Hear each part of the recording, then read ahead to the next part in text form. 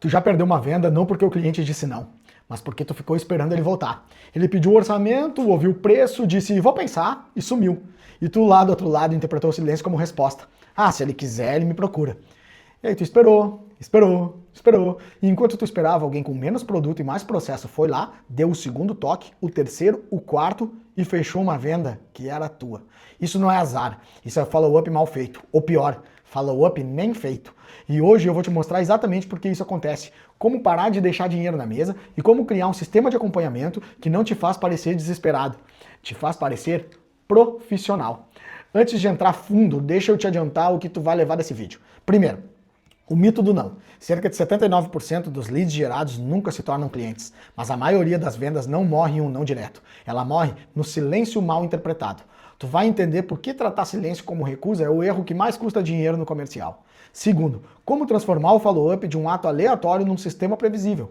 Eu vou te mostrar a cadência, a quantidade de toques e como criar uma rotina de 30 minutos por dia que recupera leads que tu já deu como mortos. Sem sistema, follow-up depende de humor. E o humor não escala. Terceiro, como tocar o cliente sem parecer o chato, desesperado ou insistente. Existe um jeito errado e um jeito certo de reaparecer. Eu vou te mostrar os dois. E quando tu vê a diferença, tu nunca mais vai mandar aquele "e aí, pensou?" de novo, tu pode ter certeza. E no final, eu vou te entregar a virada de chave, que muda completamente como tu enxerga o follow-up. Fica até o fim, porque essa parte é a parte mais importante do vídeo.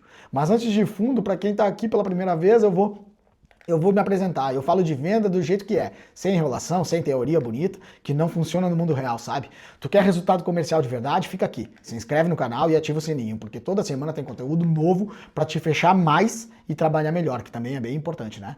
E se tu já vende, já tem leads chegando e mesmo assim sente que tá deixando a venda escapar, esse canal foi feito para ti. Se inscreve agora, cada vídeo aqui é um passo prático que tu pode aplicar ainda hoje no teu processo comercial.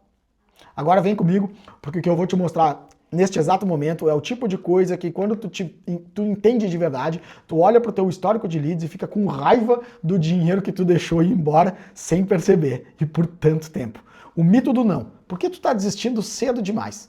Vamos começar pelo erro raiz. Tu mandou o orçamento, o cliente disse vou pensar, tu esperou 2 dias, silêncio. E na tua cabeça aquilo virou um não. Tu arquivou o contato, partiu pro próximo lead e vida que segue. Problema. Aquilo nunca foi um não. No processo de venda, perder lead ao longo da jornada é algo totalmente comum, seja por desinteresse momentâneo, distrações ou até mesmo por não estarem prontos para comprar naquele momento. Mas isso não significa que essas oportunidades estejam totalmente perdidas. O que existe de verdade no mercado é o agora não, o esqueci, o tava atolado essa semana. O não de verdade é muito raro. E quando ele vem com palavras. O silêncio não é recusa, é abertura. Muitos vendedores têm o costume de enviar uma proposta comercial para seus leads, porém ficam a ver navios esperando por uma resposta. A pior resposta que um vendedor pode receber é um talvez. Briga pelo sim ou pelo não. Considera que a falta de resposta dos leads é como um talvez nas suas mãos. Pensa assim, quando tu não dá o segundo toque, tu não está sendo discreto. Tu está abandonando um cliente que em algum momento levantou a mão e disse, tenho interesse. Ele chegou até ti, ele pediu um orçamento, deu o próprio contato, isso é intenção, e tu jogou a intenção fora por medo de incomodar. Porque tu não faz follow-up. A verdade que dói. Agora, o nó que ninguém gosta de admitir. Tu não faz follow-up, sabe por quê? Por preguiça. Às vezes sim, mas na maioria das vezes o real motivo é medo. Medo de parecer desesperado. Medo de ser o chato, medo de ouvir um não definitivo que te tira a esperança de fechar aquela venda. E aí tu cria uma narrativa confortável. Ah, se ele quiser, ele me procura. Parece autonomia, parece respeito ao cliente, mas na prática é autossabotagem com linguagem sofisticada. Os pontos críticos que fazem vendas escaparem incluem follow-up não realizado após o primeiro contato e proposta enviada sem retomada. Esses dois juntos formam um cemitério onde a maioria das vendas é enterrada viva. A proposta foi enviada, o cliente ficou quieto e o vendedor interpretou o silêncio como sinal de que não devia insistir. Resultado, a venda morreu esperando um empurrão que nunca veio. O sistema. Cadência, toques e rotina de 30 minutos. Agora a parte prática. Existe um número bastante concreto de tentativas necessárias antes da desistência temporária. 8. 8 toques. A maioria dos vendedores desiste no primeiro ou no segundo. Então o campo de batalha do follow-up é praticamente sem concorrência, porque ninguém tem paciência para ir até o fim. Mas toques aleatórios não funcionam. O que funciona é cadência, um sistema que define quando vou tocar, por qual canal, o que eu vou dizer e quantas vezes antes de arquivar. Sem sistema, o follow-up depende do teu humor no dia. E o humor não escala, lembra? Aqui está uma cadência básica que funciona. Toque 1. No mesmo dia da proposta. Como? Confirmação de recebimento. Toque 2, em 48 horas, só para checar se tem alguma dúvida. Toque 3, em 5 dias, uma nova informação ou uma condição diferente. Toque 4, em 10 dias. Aí tu muda o canal. Se for por e-mail, tu tenta o WhatsApp. Se for por WhatsApp, tu tenta por ligação, por exemplo.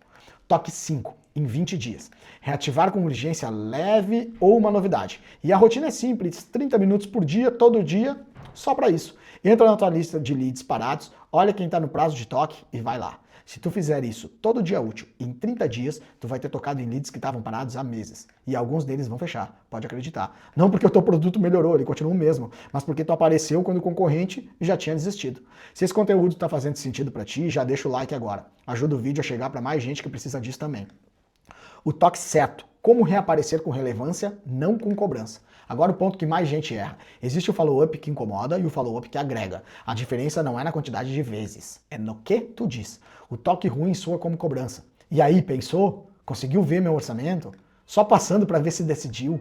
Esse tipo de mensagem coloca o cliente na defensiva. Ele sente que tu tá querendo a venda dele, não resolver o problema dele. E aí ele some ainda mais.